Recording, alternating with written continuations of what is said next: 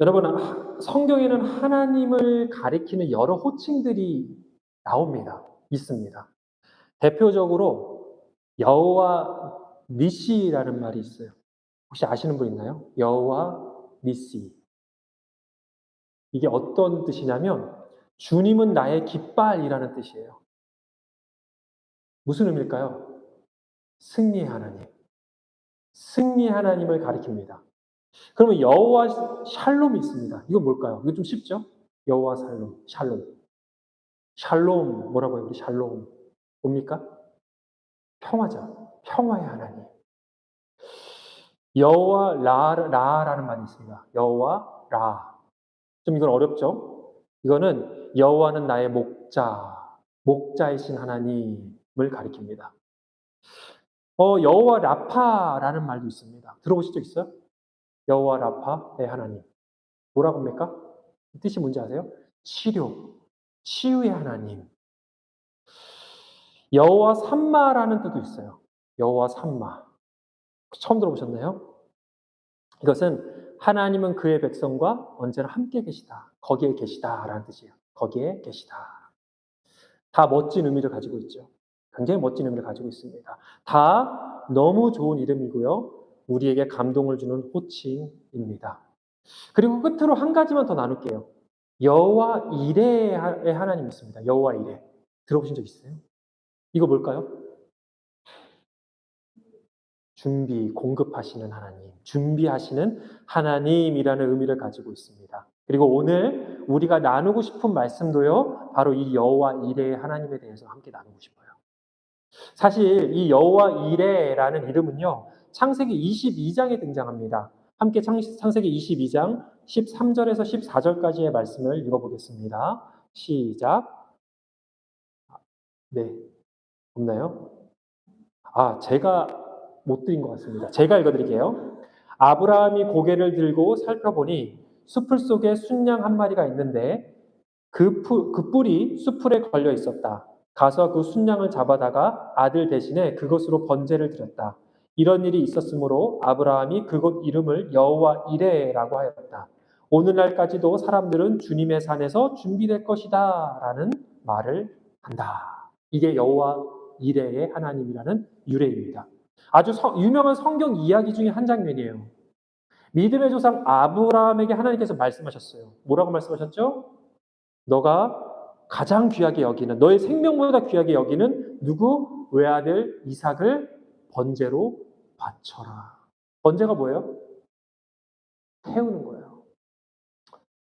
야, 무시무시하죠. 어마무시합니다. 어떻게 하나님 이런 말씀을 하실 수 있지? 그런데 중요한 건 아브라함은 순종합니다. 모리아 산으로 가요. 이삭을 번제로 드리려고 하는 그 순간, 칼을 집어든 그 순간, 일단 제물을 죽여야 되니까.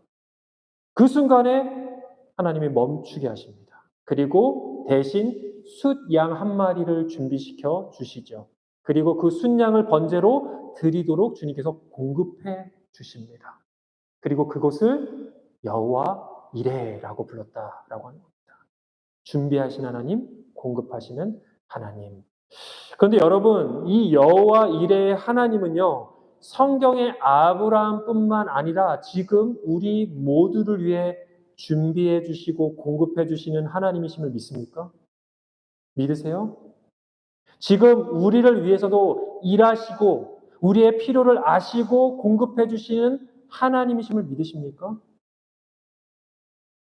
때마다 우리를 위해서 필요한 것들을 준비해 주시는 하나님.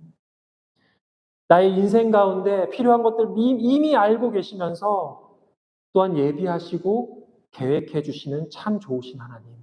바로 우리가 믿는 여호와 이레의 하나님입니다. 빌립보서 4장 19절은 우리에게 이렇게 증거합니다. 함께 읽겠습니다. 이건 있겠죠? 네, 시작. 나의 하나님께서 자기의 풍성하심을 따라 그리스도 예수 안에 있는 영광으로 여러분에게 필요한 것을 모두 채워 주실 것입니다. 아멘. 믿으십니까? 믿으십니까? 아멘. 여러분, 우리 하나님이 이런 분이십니다. 저는 저와 여러분의 인생 가운데 여호와 이레의 하나님, 내 필요를 채워주시는, 공급하시는 준비하시는 그 하나님을 경험할 수 있기를 주님의 이름으로 축복합니다.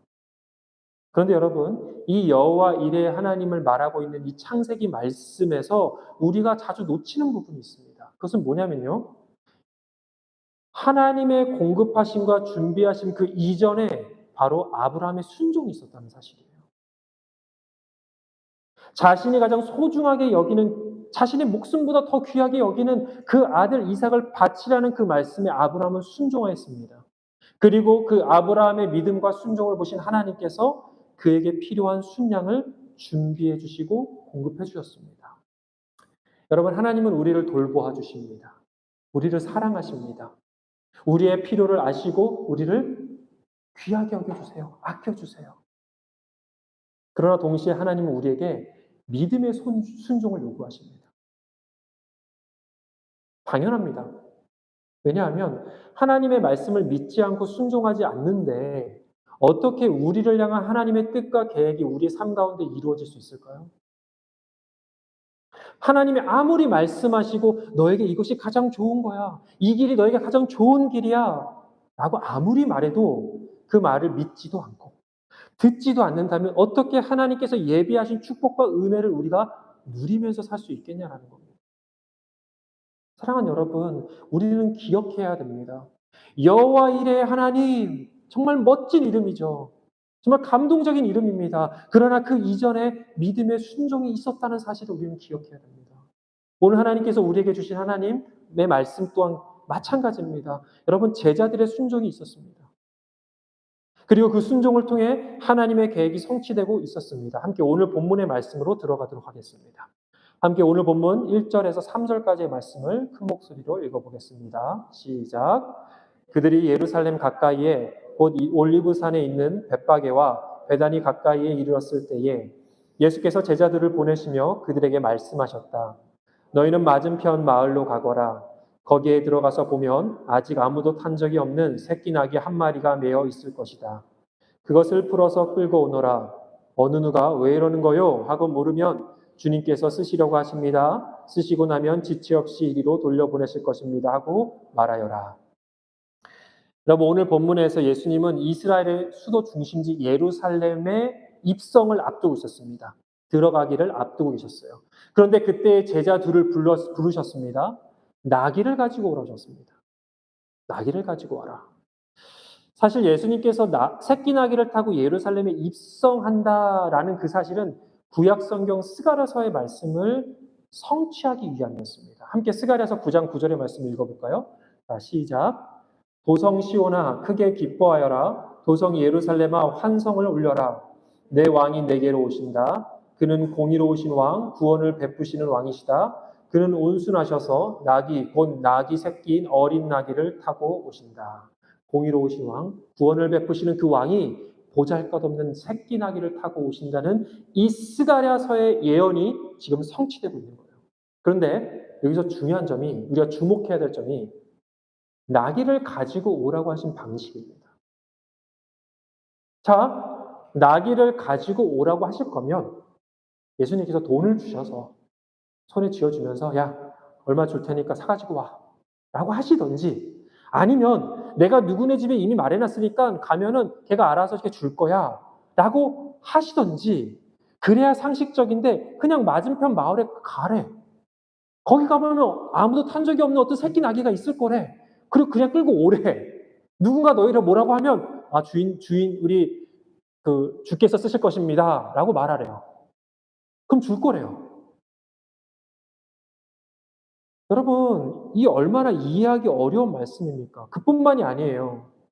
예루살렘에 가서 이젠 정말 왕이 되셔야 하는 그분이 힘과 강함의 상징인 말이 아니라 보잘것없는 볼품없는 나귀 새끼를 타고 들어가신다고?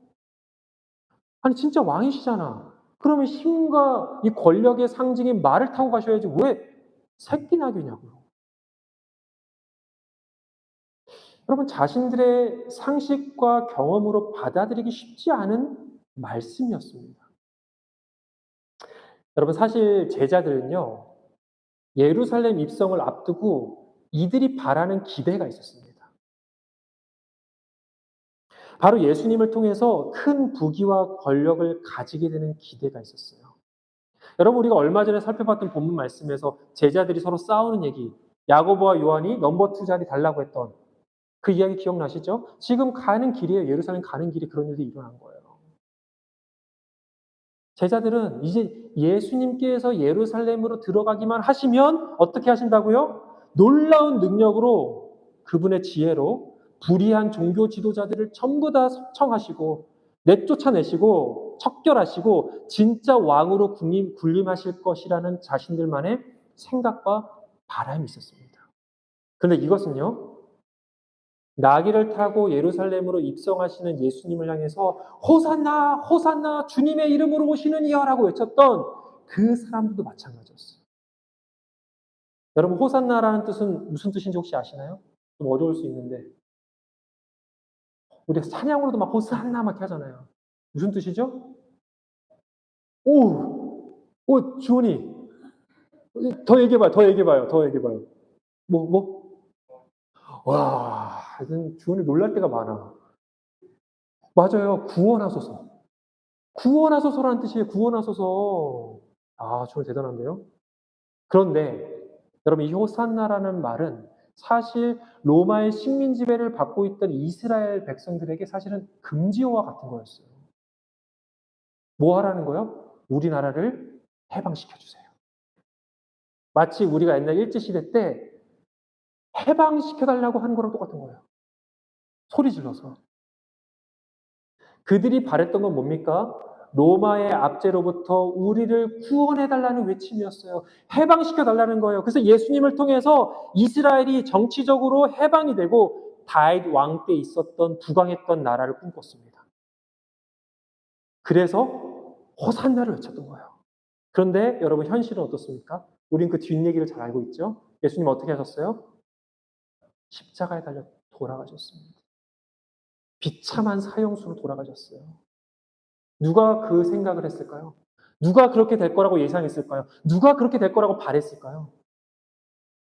그 십자가의 길은요, 모두의 기대를 좌절과 실망으로 바꿔버린 사건이었습니다.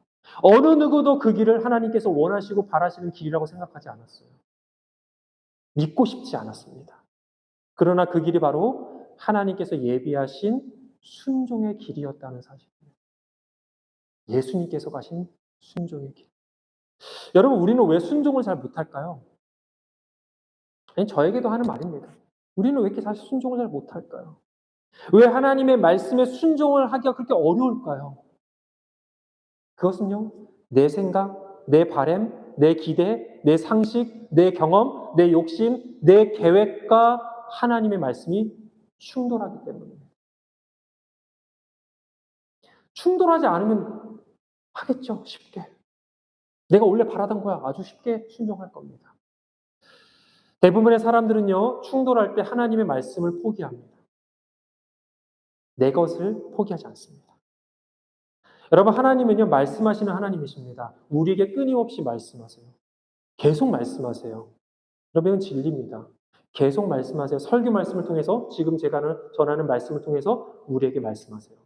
그리고 큐티를 통해서 말씀하세요. 기도를 통해서 말씀하세요. 그리고 우리 신앙의 교제를 통해서도 말씀하세요. 또한 우리 선한 양심을 통해서 말씀하십니다. 계속 말씀하세요. 계속 하나님의 뜻을 말씀하세요. 하나님의 생각을 부리게 말씀하세요. 그런데 중요한 것은 우리가 그 소리를 들어도 듣지 않는다는 사실입니다. 왜요? 하나님의 말씀이 나의 육신의 생각과 다르고 나의 기대와 다르기 때문이에요. 나의 욕심을 내려놓아야 할 때가 많이 있고요. 나의 이기심을 버려야 할 때가 많이 있습니다. 나의 상식과 경험과 자존심과 고집을 뛰어넘어야 할 때가 있습니다. 그러나 여러분, 그 경계선을 넘지 못하면 하나님이 예비하신 우리에게 준비하신 축복과 은혜를 경험하기 어렵다는 사실. 저는요, 제가 한국에서 평범하게 살다가 갑자기 미국 보스턴에 올지는 꿈에도 생각 못했습니다. 제가 선교사로 살지 전혀 계획한 적이 없습니다. 사실 원하지도 않았습니다. 목사가 되는 것이요, 제 인생의 계획에서 단 한순간도 세워본 적이 없어요. 개척교회요, 솔직히요, 생각조차 하지 않았고 하고 싶지도 않았습니다. 제가 따로 하고 싶었던 게 없었을까요? 제가 바라던 다른 계획은 없었을까요? 제 상식으로 더 좋고 더 편한 계획이 없었을까요? 기대하지 않았을까요? 네, 했습니다. 그러나 나의 상식과 경험의 소리, 나의 원함의 소리, 나의 편함의 소리, 나의 욕심의 소리를 들으며 만약 지금까지 왔다면, 뭐 여러분도 못 만났겠지만 그랬다면 저는 확신합니다. 하나님께서 예비하신 은혜와 축복을 이 정도까지 많이 경험하지는 못했을 것 같아요. 이 정도까지. 아무것도 알지 못하고 맨 땅에 헤딩하며 보스턴에 왔습니다. 10년간 선교사로 살면서 여러분 진짜 하나님께서 천사를 보내신다라는 것을 경험했습니다. 그래서 우리 가정의 필요를 채우시는 여호와 일의 하나님을 정말 너무나도 많이 경험했어요. 너무나도 많이 경험했습니다. 한 번이 아니라 수십 번, 수백 번이 될지도 몰라요. 또한 수많은 놀라운 만남의 축복을 주셨습니다. 예수님을 모르는 중국인 유학생들이 예수님을 만나서 자신의 인생을 드리는 그 감격적인 순간을 경험했습니다.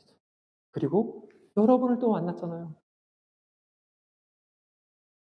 여러분, 제가 목사가 되어서 목회를 할 때도 개척교회를 목회하면서 여러분 정말 하나님이 예비하신 축복이 얼마나 많은지 되새겨보면 아, 다 하나님의 은혜였구나라고 고백하게 됩니다.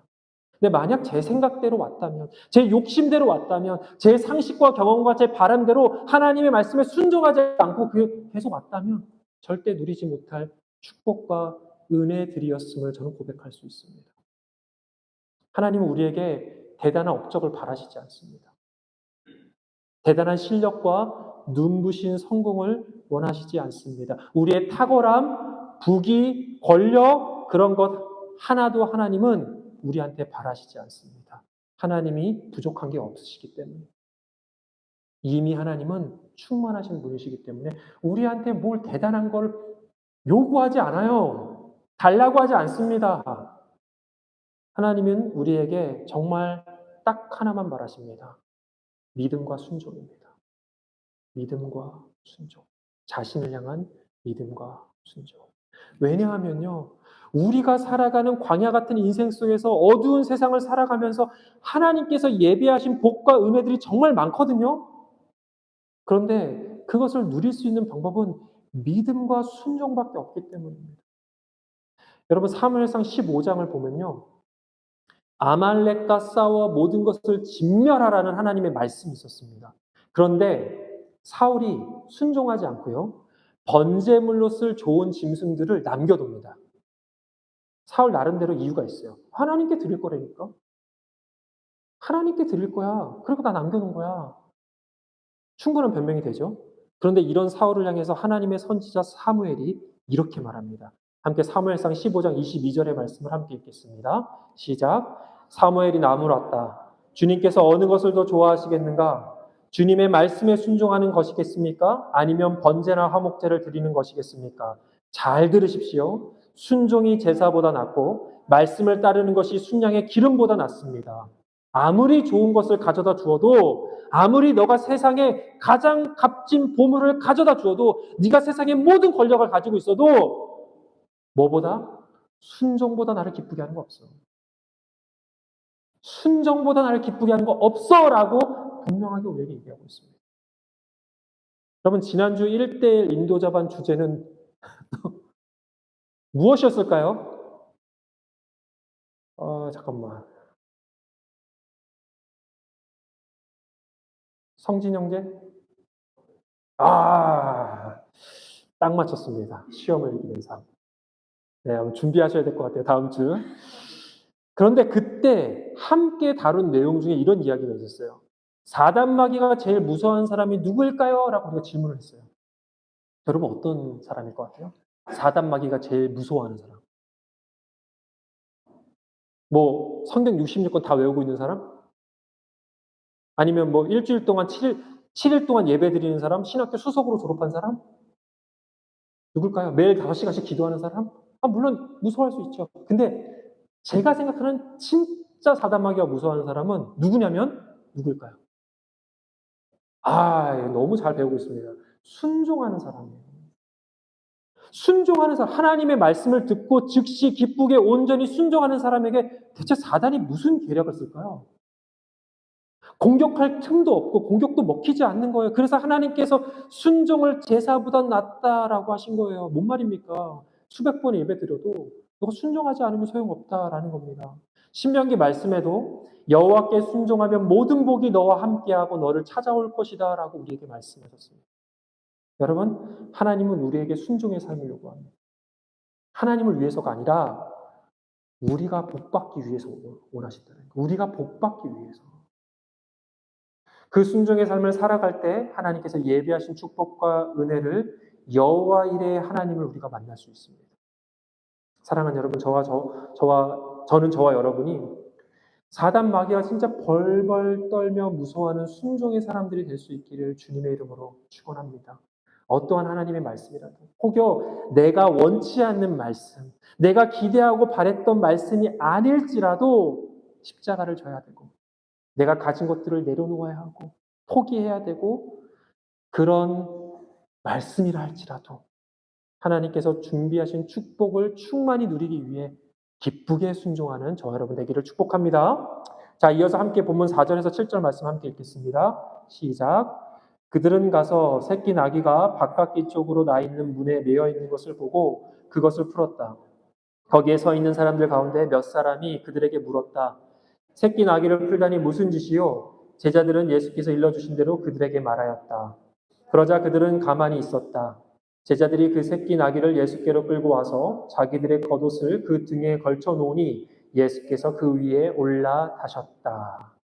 제자들은요, 예수님께 다른 말을 하지 않았습니다. 자신들의 생각 말하지 않았어요. 자신들의 기대 말하지 않았습니다. 변명하지 않았어요. 단지 예수님께서 가르쳐 주신 말씀을 단순하게 순종하며 갔습니다. 그리고 그곳에서 하나님께서 미리 준비하시고 예비하신 것들을 만나게 됩니다. 순종을 통해서 여호와 이레의 하나님을 만나게 된 거죠. 그런데 여기서 우리는 순종을 위해 우리에게 필요한 것이 무엇인지를 깨닫게 됩니다. 그것은요, 단순함입니다. 단순함.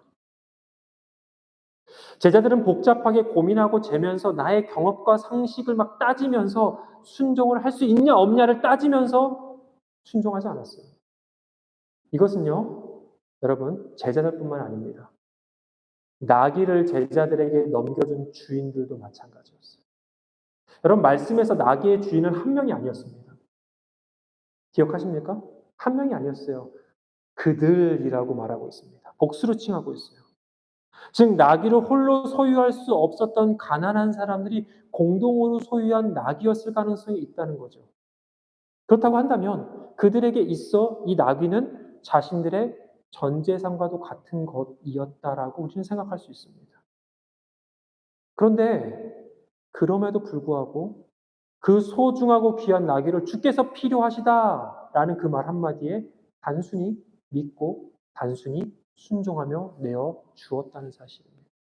여러분, 우리는 나귀 주인들의 믿음과 순종이 얼마나 단순했는지를 주목해야 됩니다. 여러분, 사실 우리는 너무 복잡합니다. 하나님의 말씀에 순종하는 데 있어서 너무 재고, 너무 계산합니다. 이것저것 따져보고 머리를 굴리다 보면 좋은 답이 나와야 되는데 결국 순종의 기쁨은 멀어지고 불순종이 내 앞에 다가옴을 느끼게 됩니다. 제가 사역을 하면서 교회에서 섬김이나 훈련을 꼭 하라고 말하는 경우들이 있어요. 자주 있지는 않습니다. 사실 저는요, 섬김이나 훈련을 강요하는 걸 좋아하지 않습니다. 왜냐하면 섬김과 훈련은요, 하나님께서 우리 모두에게 주신 의무이고 또한 복이라고 저는 생각하기 때문이에요. 그래서 스스로 기쁘게 결정하고 해야 하는 게 맞아요. 누가 시켜서 하는 게 아니라. 그런데 그렇게 스스로 결정을 주저하는 사람들에게 제가 기도하면서 권면을 합니다.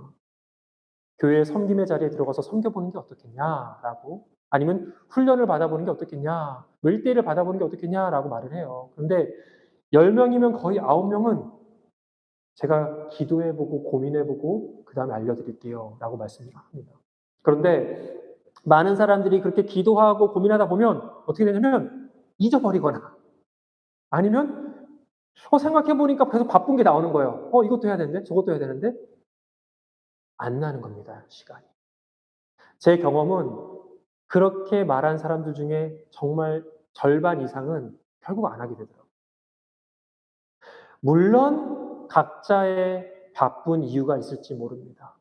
각자의 고민하는 이유가 있을지 몰라요. 그런데 여러분, 시간이 가다 보면 고민을 하다 보면요. 하는 쪽보다 안 하는 쪽으로 가는 경우가 훨씬 많다는 사실입니다.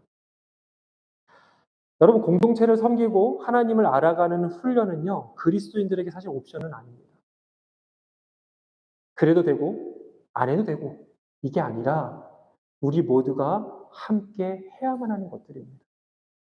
그래서 사실 고민의 영역이 아니라 순종의 영역이라는 것이죠.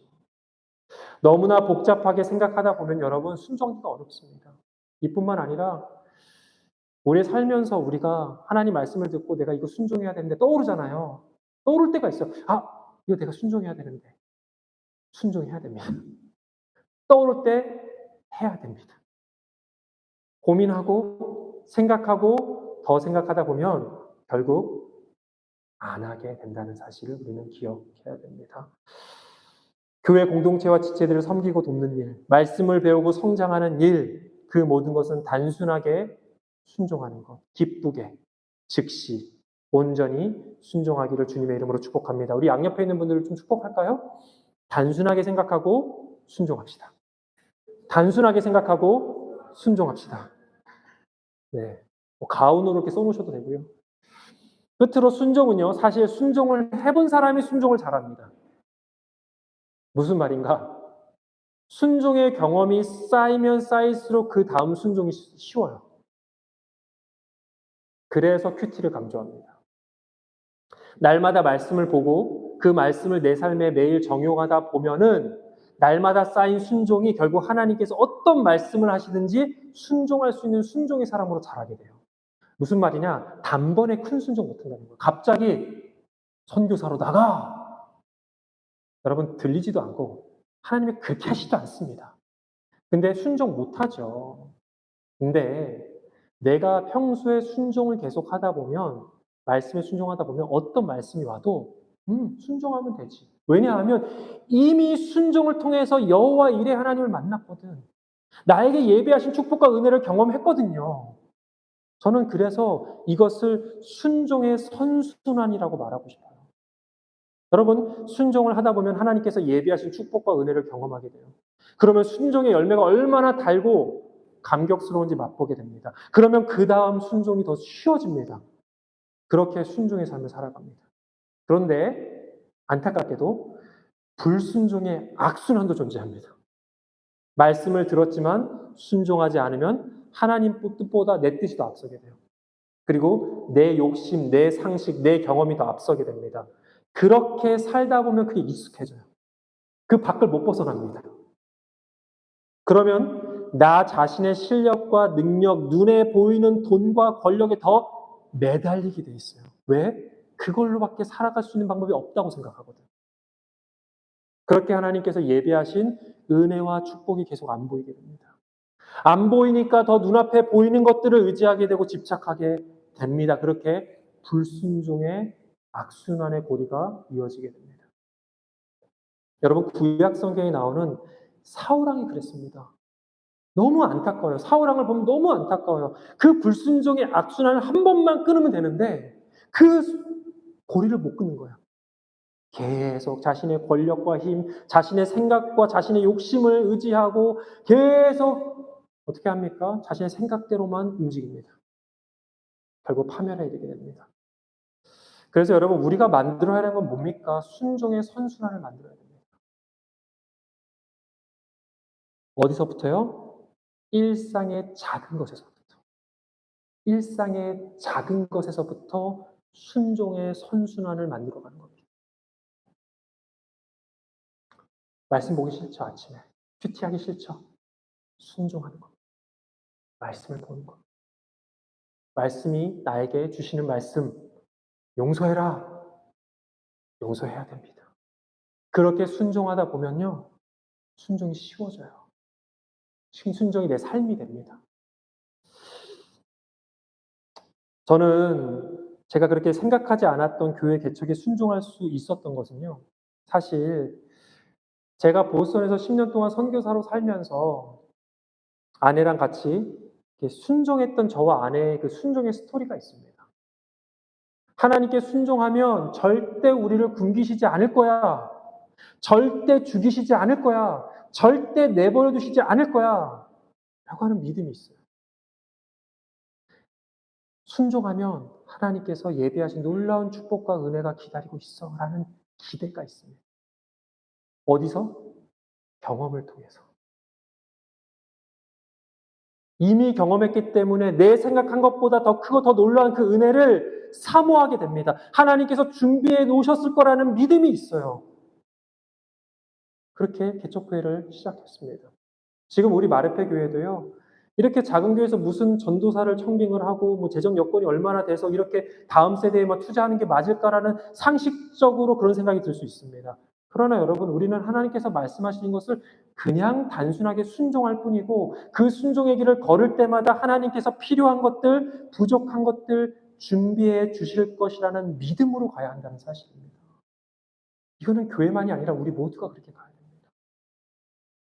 그렇게 순종의 스토리가 쌓이면서 이 마르페 교회는 하나님의 뜻을 이루는 교회가 될 것이라고 믿습니다. 사랑하는 여러분, 우리의 삶에 순종의 선순환을 만들어야 됩니다.